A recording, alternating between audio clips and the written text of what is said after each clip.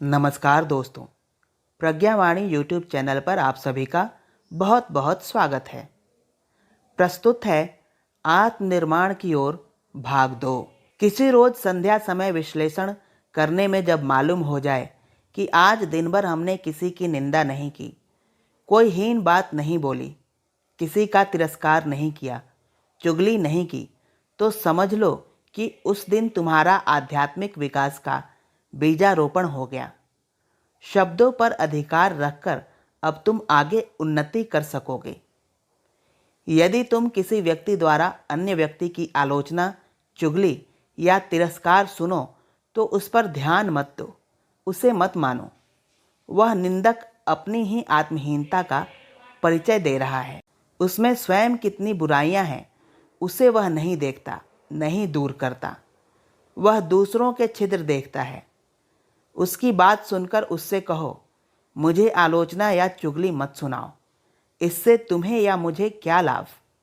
मुझे यह बताओ कि उस व्यक्ति में अच्छे गुण क्या हैं और वे अच्छे गुण तुम में है या नहीं, तथा उसकी अपेक्षा तुम कितना अच्छा काम कर सकते हो यह सिद्ध करो।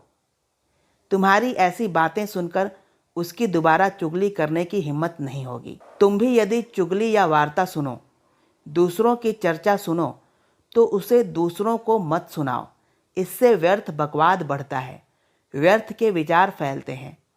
जूठा खाकर उसे उगलना कोई अच्छी बात नहीं है, यह तो कुत्तों से भी बुरा काम है। उस बात को छोड़ दो। विचार करो कि क्या वह व्यक्ति सत्य कह रहा है, क्या ऐसा कह देना आवश्यक है। यदि मैं यह बात अमुक व्यक्ति को कह दूं तो इसका क्या नतीजा होगा, इससे किसको लाभ होगा और न कह देने से किसको हानि। इन बातों में प्रेम कितना है, घृणा कितनी है, इत्यादि बातों पर विचार कर लो। तब कोई सुनी हुई बात अपनी ओठों पर से दूसरों के कान में डालो, फिर इसका क्या परिणाम होता है।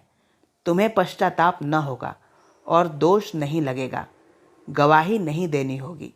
यदि तुम्हें किसी व्यक्ति का व्यवहार संकीर्ण मालूम पड़े और तुम उसका तिरस्कार करना चाहो, तो पहले विचार कर लो तुम में उसका तिरस्कार करने की प्रेरणा क्यों हो रही है।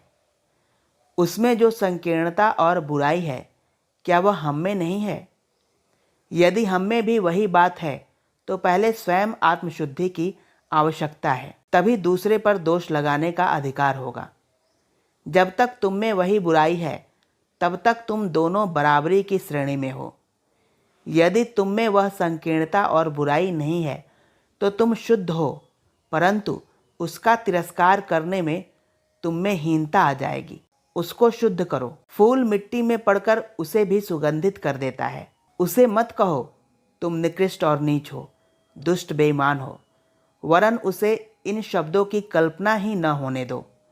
उससे महानता और ईमानदारी की बात करो। अमुक व्यक्ति ने ऐसा नहीं किया, अमुक बात अब तक नहीं हुई, अमुक कार्य हो जाए तब हम दूसरा काम करें, ऐसा हो जाता तो हम भी ऐसा करते, इत्यादि बातें आलसी व्यक्ति किया करते हैं। जो कुछ तुम्हें करना है उसके लिए दूसरी भूमिकाओं पर ठहरने की क्या आवश्यकता।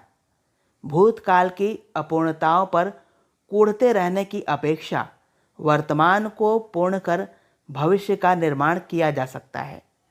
भूतकाल की घटना तो मुर्दा हो गई, उसकी कब्र खोदकर हड्डियां निकालने से क्या लाभ।